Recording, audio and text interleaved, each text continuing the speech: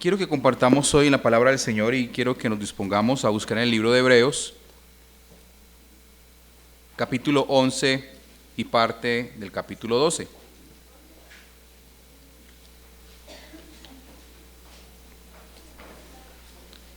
Meditando esta semana cuando miramos la palabra del Señor, meditaba en una oración que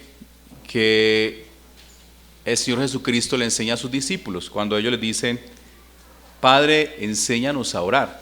¿Recuerda? Padre, enséñanos a orar. Y el Señor les dice, cuando se acerquen: Padre, van a orar de esta manera: Padre nuestro que estás en el cielo, santificado sea tu nombre, venga a nosotros tu reino. Y dice: y hágase tu voluntad aquí en la tierra como se hace en el cielo. Pero meditaba en esa última parte: hágase tu voluntad.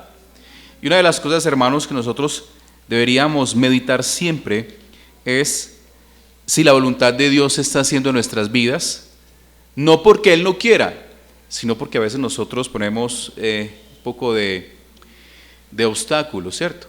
Meditar si la voluntad de Dios se hace en nuestras vidas. Y un deseo que todo hombre, que toda mujer, que todo creyente debería pedir siempre al Padre es sobre cualquier cosa, es que se haga su voluntad. Porque la voluntad del Padre es mejor que la nuestra. Porque cuando nosotros pedimos algo, siempre va a estar influenciado por pretensiones individualistas, ¿cierto? Por cosas que a veces pueden sonar un poquito a capricho. Cuando nosotros buscamos de Dios el tener esa libertad de tener las cosas que queremos, siempre está rodeado y permeado de que es para nosotros, o sea, de un pensamiento egoísta. Yo quiero esto para mi vida, para mis hijos, para mi familia, esto y esto, pero la voluntad de Dios va mucho más allá. Ahora yo quiero animarles, hermanos, que quiera que la voluntad de Dios se cumpla en su vida. Y a veces no es buena, ¿cierto? A veces la voluntad de Dios no es como, la palabra dice que es buena y agradable y perfecta, es buena, pero nosotros no tenemos ese filtro de verla como buena. Hay cosas que pasan en nuestras vidas que no quisiéramos que pasaran, pero debe y es necesario que sea así. Cuando yo miro esto, el por qué debemos permitir que la voluntad de Dios se haga en nuestras vidas, la voluntad de Dios es que usted y yo no desfallezcamos. La voluntad de Dios es que usted y yo no retrocedamos. La voluntad de Dios es que usted y yo no paremos en el día a día, en el caminar cristiano. Y ese es el mensaje que quiero compartir hoy. El cristiano no retrocede. Y cuando miramos Hebreos capítulo 9, vamos a mirar, no es el texto base, pero vamos a mirar el capítulo 10, versículo 38. Cómo Hebreos nos anima en varios textos a no desfallecer, a no retroceder, a alentar nuestro corazón. Y dice la palabra, Hebreos capítulo 10, versículo 38. Mas el justo, ¿qué dice? Vivirá por fe. Y dice, y si retrocediere, no agradará a mi alma. Entonces, la vida cristiana no es de detenernos para quedarnos quietos, ni para volver atrás. Y dice Hebreos capítulo 11, y es aquí donde quiero que compartamos el mensaje. Señor, en tu nombre estamos esta mañana, en el nombre de tu Hijo Jesús, y te rogamos que nos dirijas, que nos guíes, que nuestro corazón, todo nuestro ser completo esté preparado para recibir tu palabra y que ya cumpla tu propósito. Señor, ayúdanos a ser oidores, entendidos, oidores que preserven la palabra, que guarden la palabra, que no nos distraemos con las cosas del mundo. Y ayúdame también, Señor, a ser tu vocero esta tarde en este mensaje. Te lo pido en el nombre de Jesús. Amén. Y quiero que vayamos a Hebreos capítulo 11, desde el versículo 32. Dice la palabra del Señor. ¿Y qué más digo? Porque el tiempo me faltaría contando de Gedeón, de Barak, de Sansón, de Jefté, de David, así como de Samuel y los profetas, que por fe conquistaron reinos, hicieron justicia, alcanzaron promesas, taparon bocas de leones, apagaron fuegos impetuosos, evitaron filo de espada, sacaron fuerzas de la debilidad, se hicieron fuertes en batallas, pusieron en fuga ejércitos extranjeros. Las mujeres recibieron sus muertos mediante resurrección, mas otros fueron atormentados, no aceptando el rescate a fin de obtener mejor resurrección. Otros experimentaron vituperios y azotes, y a más de esto, prisiones y cárceles. Fueron apedreados, aserrados, puestos a prueba, muertos a filo de espada.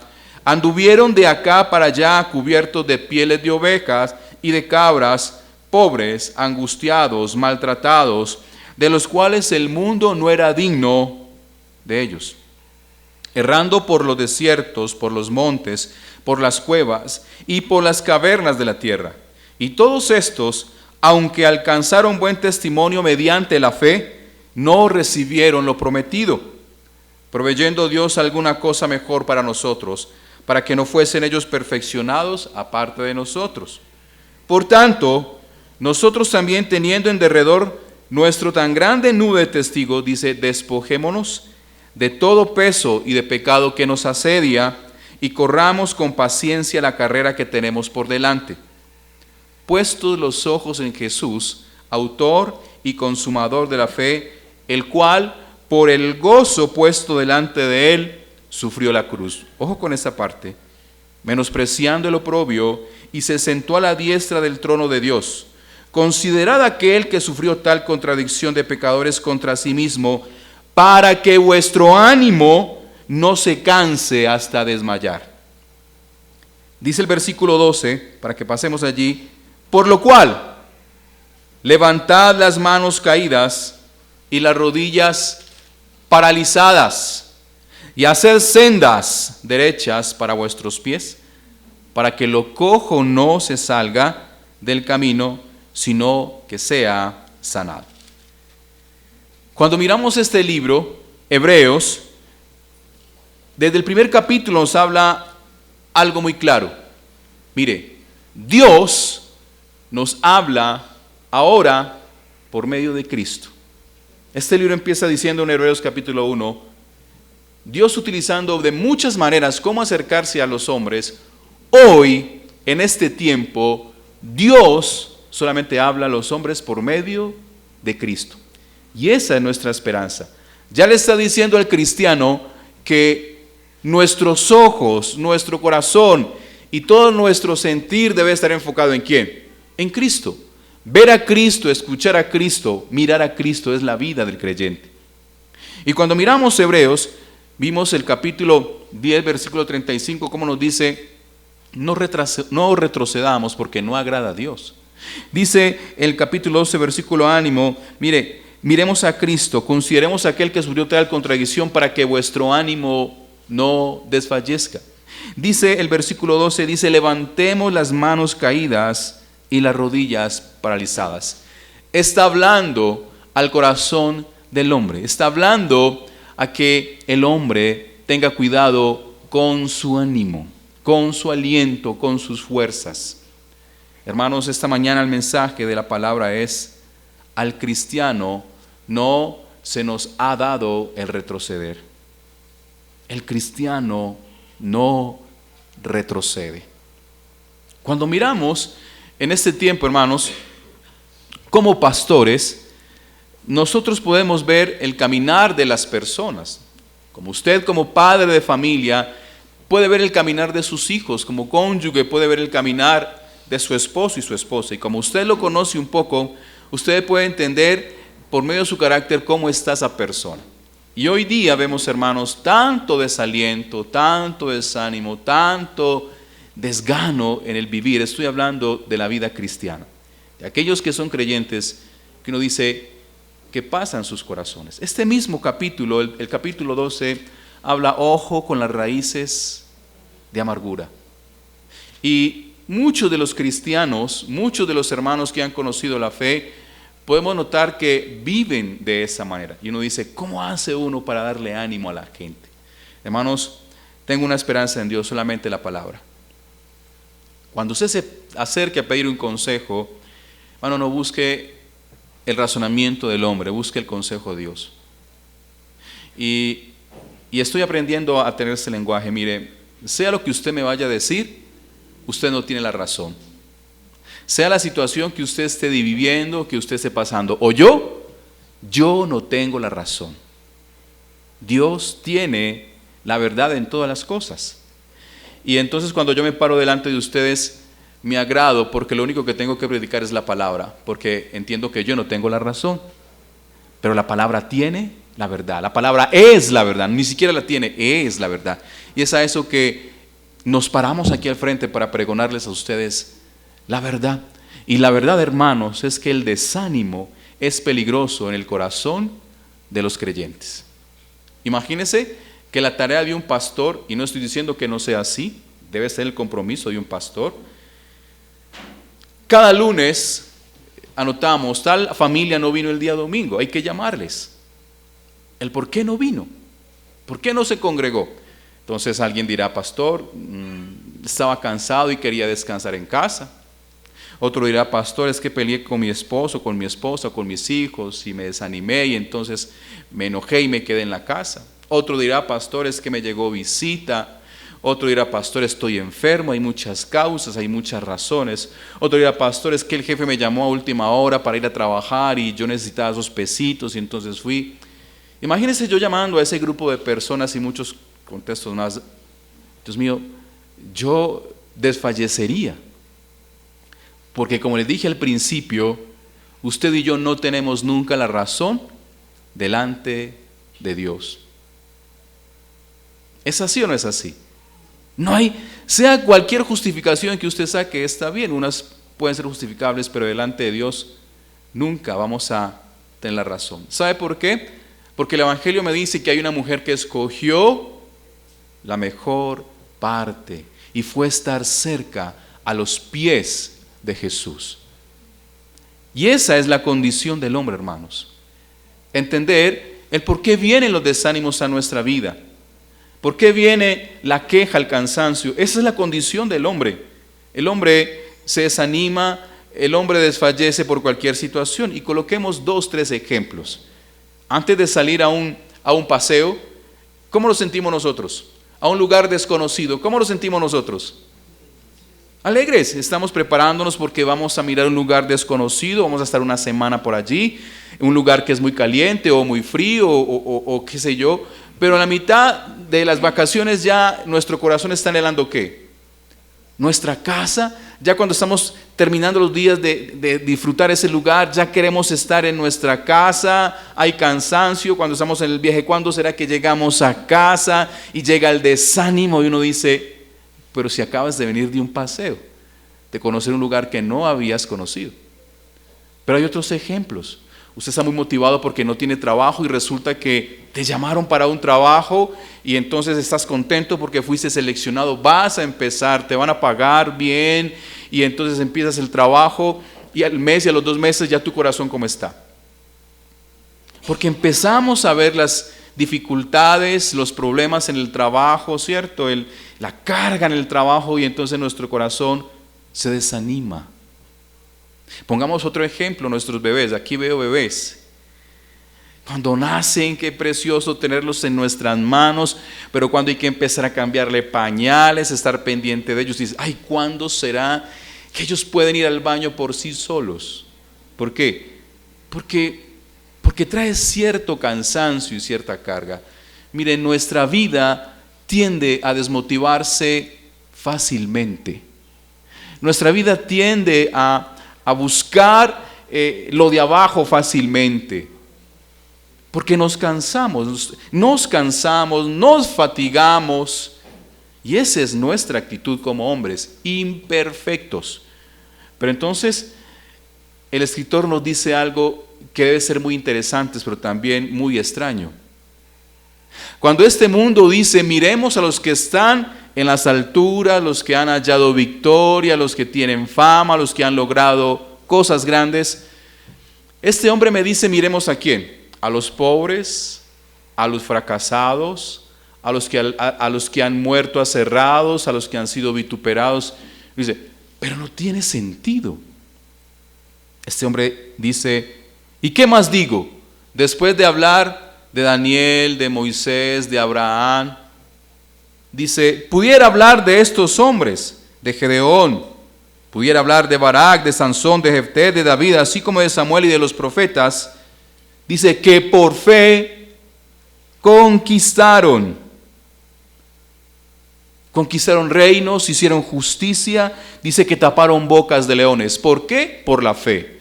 Ahora meditemos en parte en esto. Él nos está poniendo a considerar a Daniel. Daniel tenía muchos problemas, pero uno de ellos era padecer junto a unos leones.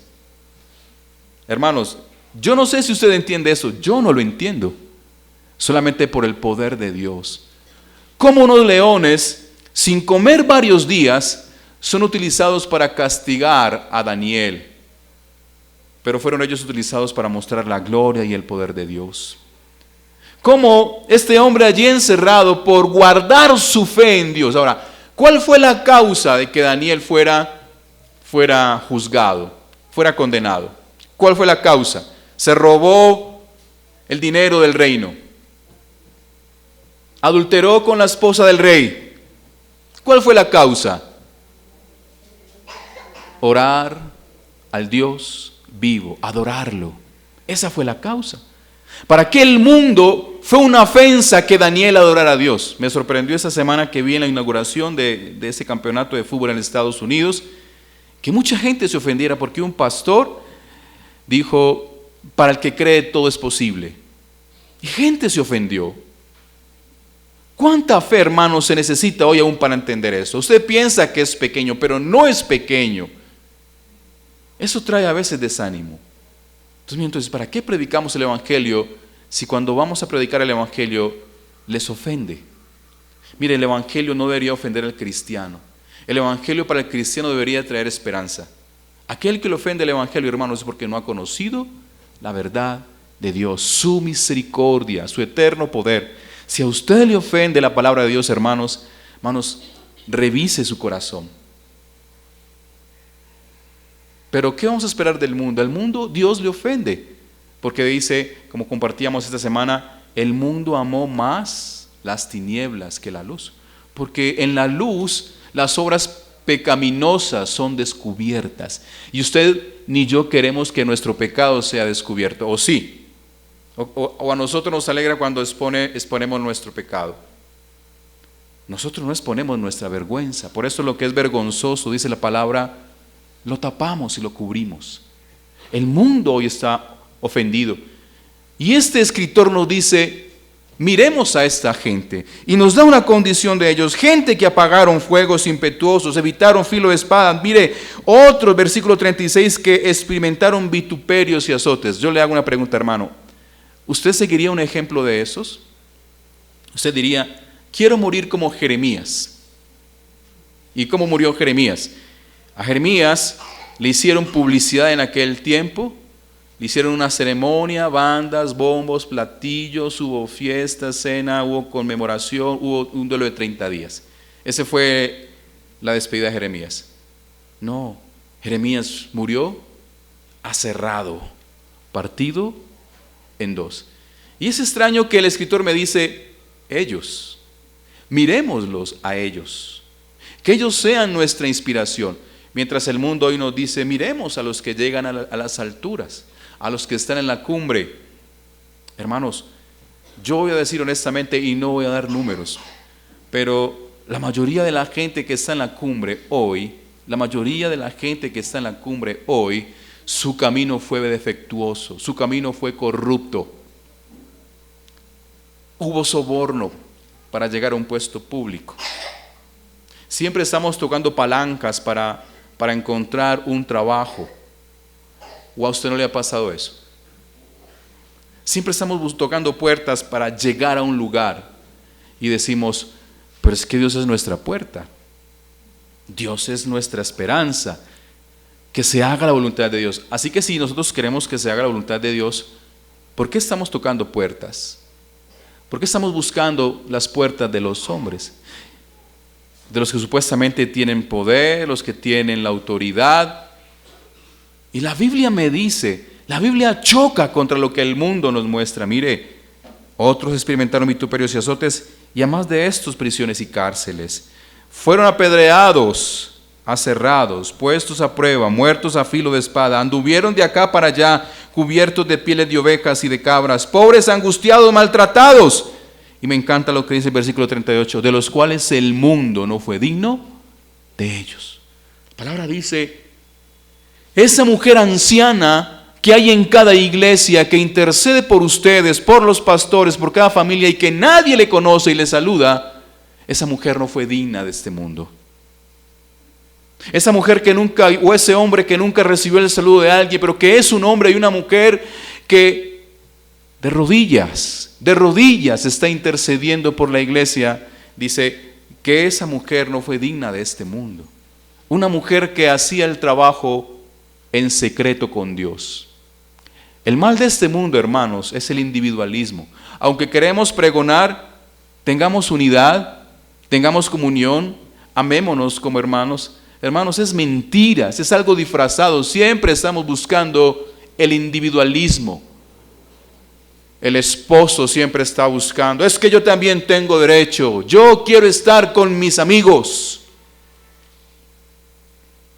Y entonces la mujer dice, ¿y entonces yo? Tus amigos están por encima de mí. Esta semana he escuchado dos cosas que me han puesto triste. Una, en medio de la cantidad de pastores allí en el Congreso, puedo notar que hay muchos que quieren desfallecer. De hecho, ya muchos están entregando sus iglesias. No porque sacaron vacaciones o tienen otro, porque sus corazones están desfalleciendo. A causa de que no hay obreros, los pocos que hay están desfalleciendo. Claro, un pastor le desmotiva de que no voy a utilizar esto.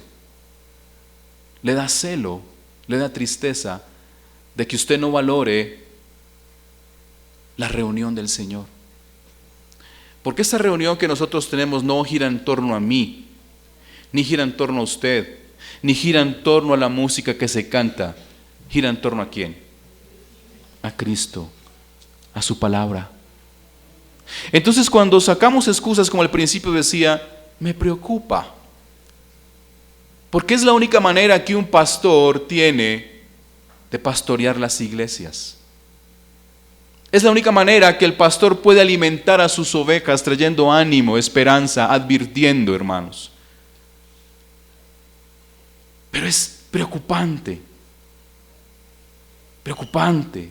Imagínense entonces nosotros dándonos a la tarea de decirte, ¿por qué? ¿Por qué no vienes? Ese no es un problema del pastor, es un problema de tu corazón. Porque si usted necesita que el pastor te anime y te motive, ¿qué va a hacer de tu vida cuando el pastor muera? Por eso la palabra me dice, miremos este ejemplo. Gente que no desfalleció a causa de las dificultades, a causa de la persecución, a causa de los problemas, a causa de la vergüenza. Ellos no desfallecieron. Y lo primero que yo quiero considerar esta mañana es, el mundo no es nuestro ejemplo. ¿Por qué desfallece el hombre en la iglesia, la mujer en la iglesia? Hay dos cosas. Porque tenemos nuestra mirada puesta en el mundo y hay un peligro cuando miramos el mundo. Envidia. ¿Y la otra cuál es? Desfallecimiento, enojo. Señor, ¿por qué esa familia que es atea, que no te conoce, que no te busca, pueden pasear cada 2 meses, irse a disfrutar? ¿Por qué sus hijos que son rebeldes, Señor, no les pasa nada? Consiguen el mejor trabajo y así y así. ¿Por qué ese esposo saca a esa mujer que es dura y se van a pasear? Pero Señor, nosotros que tratamos de buscarte, nos cuesta hasta para ir a una cita médica.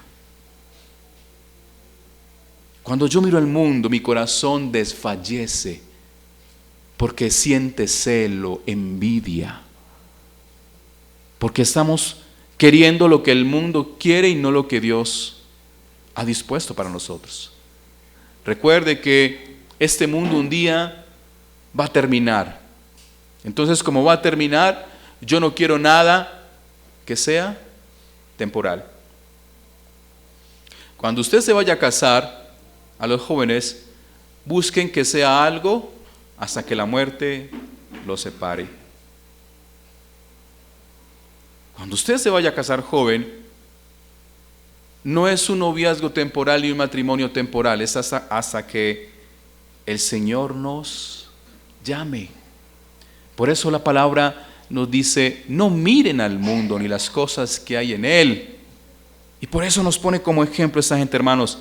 Yo les soy honesto, a usted le inspira mirar a esta gente, porque dice la palabra que esa gente alcanzaron buen testimonio, pero que estando aquí en la tierra, muchos de ellos no recibieron lo prometido. Ellos dicen, alcanzaron buen testimonio, pero no recibieron lo prometido. Hermanos, ¿por qué seguimos nosotros a Cristo? ¿Cuál es el propósito del caminar con Cristo? ¿Por recibir lo que queremos aquí en la tierra? Hermanos, esa no debe ser nuestra condición. El mundo premia a los suyos. El mundo premia a los que aman al mundo. Pero delante de Dios esas cosas son basura. Son basura. Por eso dice, alejemos nuestro corazón del mundo. Hermanos, ve que es extraño y la palabra nos anima. ¿Dónde se va a enfocar nuestra mirada? ¿Dónde se va? Ahora nos da una tarea. ¿Quiénes son los de la fe? Tienes que empezar a usar quiénes son los de la fe en la palabra. Pero también la palabra nos anima en nuestro alrededor. ¿Quiénes son los que imitan a Cristo para así nosotros caminar con ellos? Hermanos, mirar a un hermano que no desfallece en medio de la prueba y la enfermedad a mí me trae una esperanza. Entre nosotros tenemos familias que sufren y padecen enfermedad. Lo único que yo puedo hacer, hermanos, es orar por ellos. Porque yo no puedo entender su sufrimiento, su cansancio, su angustia. Hay hermanos que en la enfermedad me han dicho, pastor, yo ya le dije al Señor que estoy listo, así que cuando Él quiera, porque cansa. Lo único que tengo que traer con mi esperanza al corazón de esa persona es ánimo. Tranquilo, hermano, cuando el Señor quiera. Así será. Es lo que la palabra nos anima a mirar, no cómo progresa el mundo, sino cómo avanza la iglesia. No lo que tiene el mundo, sino lo que el Señor le ofrece a la iglesia. Mamás, no esperen tener los hijos que el mundo ha parido. Oren por los hijos que Dios les ha prometido que va a ser de ellos. Hay una promesa. Cuando el Señor le prometió a Abraham, Isaac y Jacob que su descendencia, aunque ellos mueran y aunque ellos se aparten, Dios los iba a encaminar. Por eso, hermanos, no desfallezca al seguir predicando la palabra a su hijo. La segunda noticia que esta semana me daba tristeza después de venir del Congreso, las mujeres sufrientes de la iglesia, porque sus maridos no se comprometen con el Señor. ¿Qué le dice una mujer que se ha aguantado un marido por 15 años, 10 años, 12 años, 5 años, en el alcohol, en la dureza, en la indiferencia?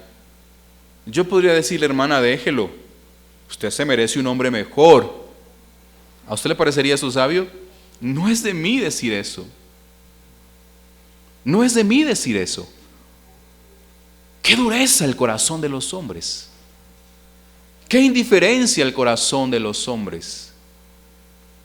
Que piensan que es mejor estar con unos amigos en una cantina o en una esquina o yo no sé dónde que estar en su casa con su esposa y sus hijos. Hermanos, cuando yo me casé, yo entendí por la palabra que iba a ser una sola carne con mi esposa, no una sola carne con mis hijos. ¿Me pueden ayudar con ese equipo pagándolo? Yo entendí por la palabra que sería una sola carne con mi cónyuge. Gracias, hermano.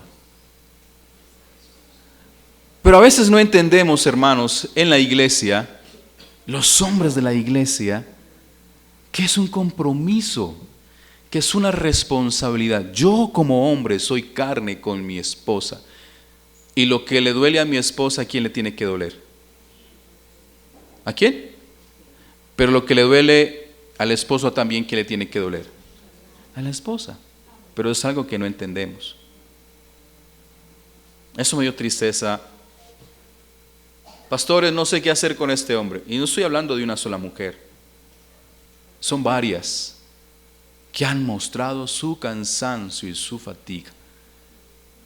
Lo más fácil sería decirle déjelo o déjela y se arregló el problema. No, hermano, no se ha arreglado el problema. Lo más cobarde, hermanos, varones, es que usted, hermanos, viva con una mujer que está cansada de usted mismo. No es capaz, varón, de darle orden a su casa y a su vida. Mujer, no es capaz de darle orden a su vida. Por eso desfallecemos. Porque no tenemos la mirada puesta en el lugar que tenemos que poner. Como primer punto, entonces, el mundo nos inspira para desfallecer. Por eso el escritor decía que ellos sean como ejemplo. Ahora, como segunda parte está en el versículo capítulo 12 y dice, por tanto, nosotros también teniendo en derredor nuestro tan grande nube de testigos, ahora dice, despojémonos de todo peso y del pecado que nos asedia. Ahora, ya nos dice la palabra que esto es una carrera. El cristiano, aquel que se compromete con Cristo, está corriendo la carrera de Cristo. Pero para correr la carrera de Cristo hay un compromiso. La palabra nos dice, despojémonos. Yo no sé cómo nuestros hermanos campesinos, yo veía que jugaban fútbol con botas. Yo, Dios mío, qué gente tan... Sí, con botas. La pregunta es, ¿correría alguien una carrera de 100 metros con tacones o con bota? ¿Por qué? Porque no podría. Porque no es la manera adecuada de correr esa carrera. Ahora, la vida cristiana también nos exige una manera adecuada de correr la vida cristiana. Despojarnos. Y despojarlo no es fácil. Como cuando usted, eso le cuesta más a las mujeres. Cuando las mujeres se tienen que despojar de ropa que ya no se pone, que es muy bonita, pero es tan bonita, por esta me la regaló tal persona, ¿cierto? Cuesta. También a los hombres les cuesta despojarse de un tornillo por allá, pero es que ese tornillo me puede servir. Si de esas cosas nos cuesta despojarnos, ¿cómo será verdaderamente de aquello que hace que nuestra vida sea pesada? ¿De qué nos tenemos que despojar, hermanos? Usted sabe. ¿Sabes que a veces la familia es una carga para caminar la vida cristiana? Y no les estoy diciendo que los dejes, les estoy diciendo, no sigas el camino con ellos. A mí la parábola del hijo pródigo, desde el punto de vista del padre, me parece tan, Dios mío, el corazón de ese padre, saber que tuvo que dejar que su hijo se marchó, y saber que ese padre, la actitud de él era, ¿qué dice la palabra? ¿Dónde estaba él? ¿Dónde estaba él? Recuerda lo que dice la palabra, ¿cómo era la actitud del padre? Esperándolo en el camino que un día regresara. Él no se fue detrás del hijo a decirle, hijo, vea esto. ¿Te quieres ir? Te encomiendo a Dios. ¿Quieres tomar esa decisión? Te encomiendo a Dios. Como el pastor tiene que ser con las ovejas, hermanos. ¿No te quieres congregar? Te encomiendo a Dios. ¿No quieres caminar con Dios? Te encomiendo a Dios. Yo no tengo otra palabra que decir. Pastor, si usted no toma conmigo un tintico, una aromática, se va a comer una torta, hermano, de mí no es eso. No tengo plata para sentarme con cada uno de ustedes, animarles con una torta y un tinto. Y cuando lo puedo hacer, lo hago con ustedes. La hermana Luz Dari nos va a fiar allí, va a hacer un contrato con ella. Hermana, necesito una consejería. Cada vez que tenga una consejería, la hermana me va a ver con alguien allá y con mi esposa. No es eso, hermanos. Yo quiero que entiendan Despojarnos. Es una responsabilidad mía, no del pastor, ni de mi esposo, ni de mi hijo. Despójese a veces de la carga que es tu familia, que no te deja avanzar. Y no estoy diciendo que dejes de amar a tus padres, a tus hermanos. Te estoy diciendo, ve primero a Cristo. Es necesario, decía Pedro, obedecer a Dios antes que a los hombres. Es triste saber, hermanos, cómo muchas familias, cuando un hombre creyente o una mujer decide y determina caminar con el Señor, cómo la familia le aborrece. Y entonces la familia le demanda a esa persona compromisos, porque entonces si no, no ama a la mamá, al papá, y ama más a la iglesia, ese pastor. Pues déjeme decirle, hermanos, que para Dios es más importante la familia de la fe. Muchos dirán, pastor, ¿qué dijiste? Sí, para Dios tiene un alto valor sobre la familia de la fe. ¿Quién es la familia de la fe? ¿Quién es la familia de la fe? Los que se congregan en un mismo espíritu a cumplir la voluntad de Dios. Déjeme decirle que si parte de tu familia en la sangre no hace parte de ello, entonces déjeme decirle, hermanos, que hay un gran problema. La familia. De hecho, la palabra llama al cuerpo de Cristo como una familia. Porque un día es esta familia la que va a estar ¿dónde? En el cielo, en las bodas del Cordero. No te estoy diciendo que odies a tu familia en la sangre, no estoy diciendo eso, estoy diciendo que muchas veces, por no decir que siempre, ellos son tropiezo para que caminemos en la vida del Señor. Yo conozco muchas madres que han levantado a sus hijos en la fe del Señor y sus hijos han sido rebeldes, y he dicho, yo antes sufría por ellos, ahora no. Lo único que hago es orar por ellos, Dios ya me dio la paz sobre ellos, y sea lo que pase, Dios obrará. Descansar. Tenemos que despojarnos, hermanos, para seguir la carrera. Pero aquí habla también de algo que se llama despojarnos de todo peso y del pecado que nos asedia. ¿Cuál es el pecado que nos asedia a nosotros? Hay cosas que nosotros tenemos en común y hay cosas que no. Para algunos hermanos hay ciertos problemas que no son comunes en otros, pero hay un pecado que nos asedia a todos. Y pudiéramos entender qué es la incredulidad. Hay momentos en que nosotros quisiéramos creer, pero hay momentos en que se nos es dudoso el ver y entender las cosas. Como pastor, yo tuve que entender hace muy poco que la iglesia no es mía. Y descanse en el Señor. Señor, yo quisiera ver un adobe pegado en el terreno, pero ¿sabe qué, Señor? Ya ni me interesa. Dice, pastor, ¿pero por qué hablas así? No, quiero que entiendan. No estoy preocupado con pegar un adobe en el terreno. Esa no es mi carga ahora. Antes sí, porque entendí que la obra es de Dios, no mía. Antes estaba preocupado, ¿cómo va a ser el diseño? Aquí va a ser esto, aquí estos salones, este piso va a ser así, pero entendí, no, es que ¿de quién es la casa? ¿De quién es la casa? Entonces Dios va a construir la casa como yo quiero o como Él quiere. Si yo voy a construir una casa, yo posiblemente contrate un arquitecto, pero le voy a decir, esto es lo que yo quiero. ¿Sí me hago entender? Cuando yo entendí eso, yo descansé. Ay, Señor, tranquilo, porque se quitó esa carga de mí. Porque no estoy preocupado. Si Dios me permite ver construido ese templo, es una bendición. Y si no, también. ¿Entienden, hermanos? La incredulidad hace que nosotros no avancemos. Él está hablando de la fe. ¿Qué es lo contrario de la fe? La duda, la incredulidad, la dureza. Y por cuanto estas cosas, hermanos, todo esto trae desánimo a nuestra vida. En esa carrera que nosotros tenemos de la vida cristiana hay desánimo. Yo he visto en la iglesia, hermanos, como muchos se levantan sirviendo, como muchos muy contentos se han parado en este lugar, o ni siquiera en este lugar, allí entre ustedes, y después no los ve uno, pararon. No les juzgo por eso, porque nos cansamos. ¿Cierto que nos cansamos? Nos fatigamos. Pero le digo a mi hermano, el que esté cansado, ¿qué necesita? Descansar. ¿Para seguir descansando o para qué? para coger fuerzas nuevas, para seguir hacia adelante. Pero veo como muchos ya están descansados. ¿Y sabe qué es lo que me preocupa?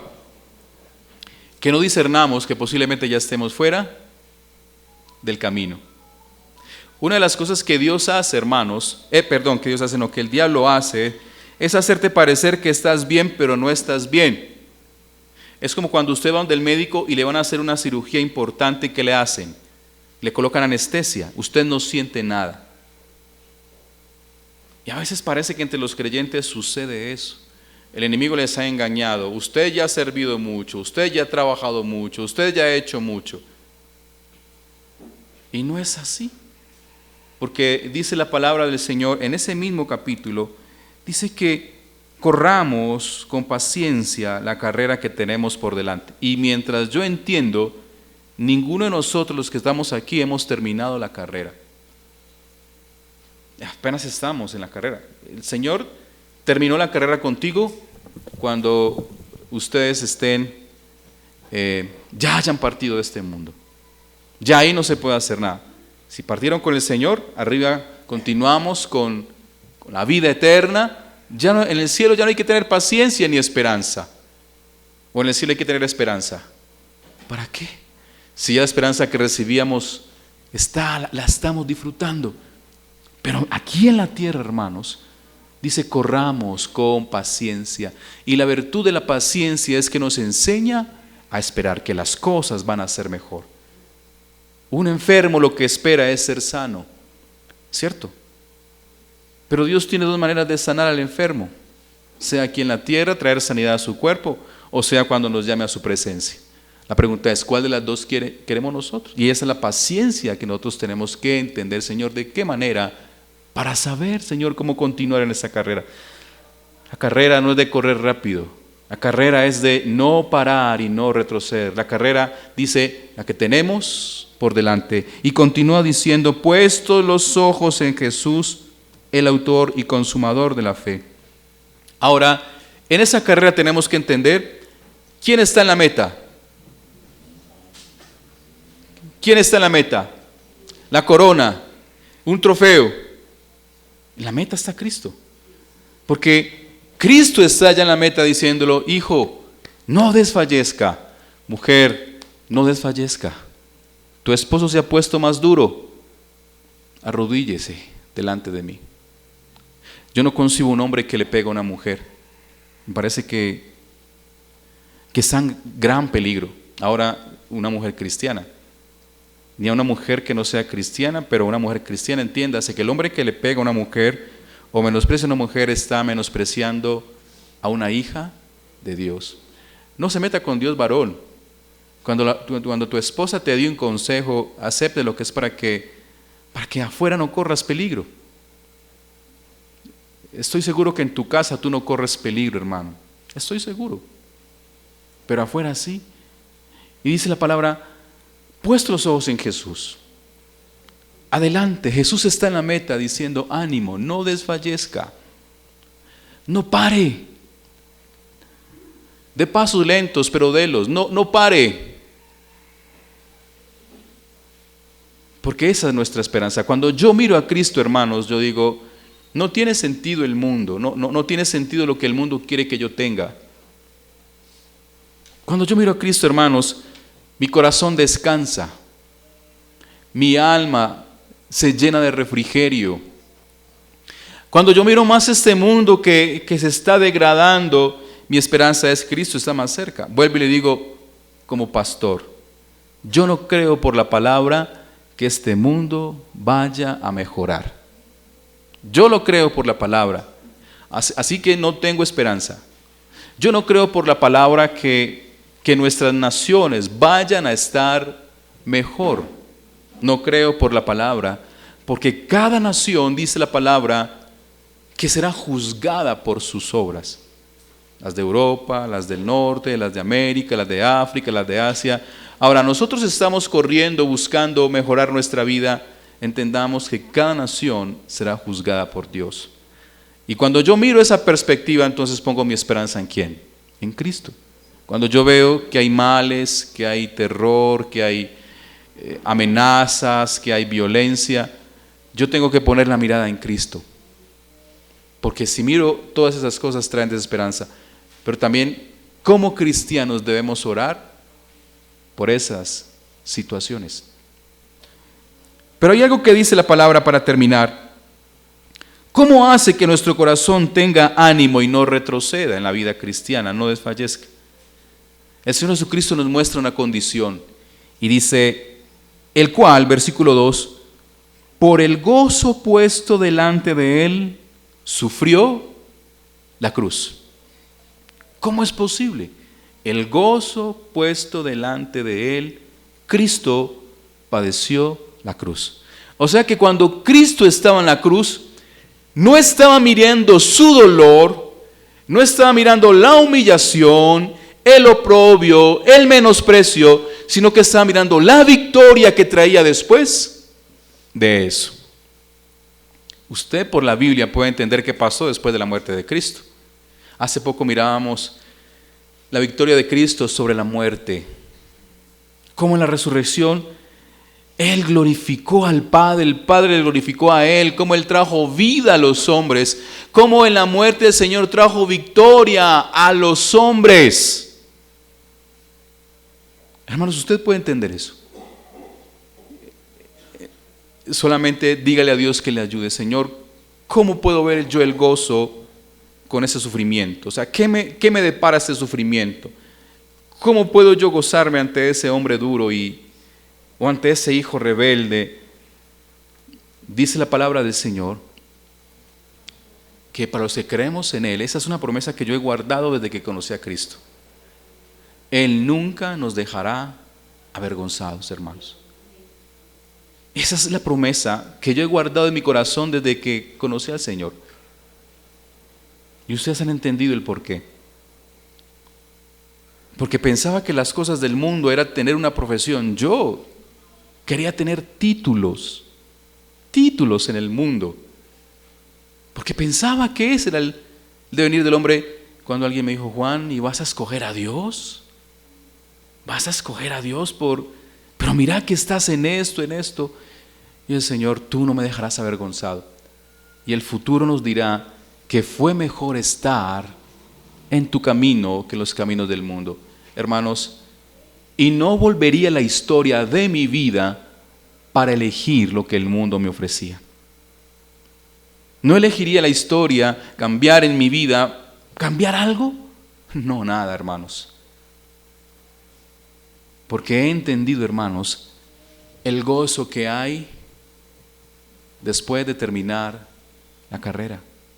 Hermanos, la palabra dice que muchos experimentaron vituperios y azotes, pero que sea por causa de Cristo, no por causa de tu incredulidad, por causa de tu rebeldía, por causa de tu desobediencia, por causa de tu dureza. Esa es la esperanza que trae mi corazón. Dice, ¿quieres que tu ánimo no se pierda? Mire la cruz de Cristo. Cristo no se bajó.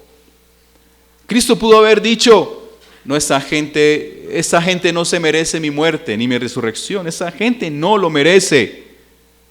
Pero Cristo, viendo el gozo que glorificaba al Padre, el gozo que había delante, Él no se bajó de esa cruz, hermanos. Él no paró su propósito, Él no paró el plan del Padre, Él no dijo, no quiero continuar más con esto. Allí en el huerto de Getsemaní decía, Señor, que se haga tu voluntad. Eso decía Jesús, ¿cierto? Eso nos muestra que Jesús, algunos dicen que Jesús estaba desfalleciendo, dudando. No, hermanos, Jesús en ningún momento dudó. Jesús sabía para dónde iba. Jesús sabía que después de la cruz había una victoria. Aquel que diga que es que Jesús dudó porque era hombre, no, hermanos. Hermanos, nosotros no podemos perder nuestra esperanza en Cristo Jesús. Yo puedo perder la vida, yo puedo perder mi patrimonio, yo puedo perder tantas cosas. Por eso se nos dejó la historia de Job. Pero perder mi fe en Dios, pero perder mi esperanza en Dios, esa sería la muerte de cualquier persona, de cualquier cristiano. Pastor, estoy desanimado, no quiero servir. Bueno, lo único que te voy a decir es que dos cosas. Tú no tienes la razón, ni Dios tiene la culpa. Pero pudiera decirle como tercero, ¿soy yo culpable? ¿O es la iglesia culpable? ¿Por qué estás desanimado? ¿Por qué estás desanimado? La palabra me dice, mira a Cristo. Mira su bendita palabra. Mira a los que en el pasado, así como Él, se condujeron y no desfallecieron. Y dice la palabra del Señor que alcanzaron buen testimonio mediante la fe, pero que van a ser recompensados junto con nosotros y galardonados allí en el cielo. ¿Por qué estás desanimado? El versículo 12 nos dice, el capítulo 15, mirad bien, no sea que alguno deje de alcanzar la gracia de Dios, que brotando alguna raíz de amargura os estorbe por ella, muchos serán contaminados. El desánimo trae raíces. Y entonces empezamos a echarle la culpa de mi desánimo ¿a quién? Yo voy a decir, hermanos, el 99.9% la culpa no es mía. La culpa es del trabajo, la culpa es del tiempo, la culpa es de la economía, la culpa es de mi esposo, de mi esposa, de mis hijos, del pastor, de la iglesia. Eso es lo que pasa en nuestro corazón. Cuando hay desánimo, siempre vamos a buscar la fuente del desánimo y como decía al principio, no, usted no tiene la razón. La palabra dice, es esto. Esas raíces de amargura que nacen por tomar decisiones. Él toca dos ejemplos. La vida de este hombre que vendió la primogenitura por un plato de lentejas. Tomó una decisión equivocada. Vendió su herencia porque tenía hambre. Tomó decisiones rápidas. A veces eso trae a nuestras vidas consecuencias. Pero luego toca otro ejemplo más adelante, cuando habla, versículo 18, del temor que la gente del Antiguo Testamento tenía de acercarse a Dios. Por causa del temor. Hermanos, la palabra nos enseña a nosotros, levantad nuestras manos, las rodillas paralizadas. Y termina diciendo esta promesa, y haced sendas derechas para vuestros pies, para que lo cojo no se salga del camino, sino que sea sanado. Quiero terminar con esto. El desánimo es una señal de que nuestra vida está queriendo tomar un desvío, ¿cierto? Está queriendo parar. Dice, haced sendas derechas para vuestros pies. Es un trabajo que se nos requiere. El desánimo, hermanos, no se nos da a nosotros para renunciar. El desánimo es un momento, hermanos, en el cual nosotros debemos considerar el por qué hay desánimo en nuestra vida. Y estoy seguro que la mayor parte de esa situación es porque hemos apartado nuestra mirada de Dios. Puesto los ojos en Jesús, el autor y consumador de la fe. Si no fuera por Jesús, y quiero que me perdonen con lo que voy a decir, ustedes son una persona, unos hermanos muy especiales y gente muy especial, pero si no fuera por Jesús, yo no sería el pastor de ustedes, porque como pastor me fatigo, porque como pastor me canso, y porque como pastor a veces también quisiera tener otras cosas que el mundo tiene. Y porque también pienso que como pastor ustedes se merecerían otro mejor pastor. Pero por la misericordia de Dios, hermanos, soy el pastor de ustedes. Y si no, mi corazón y mi llamado desfallecería. ¿Qué tal si le damos gracias a Dios, hermanos?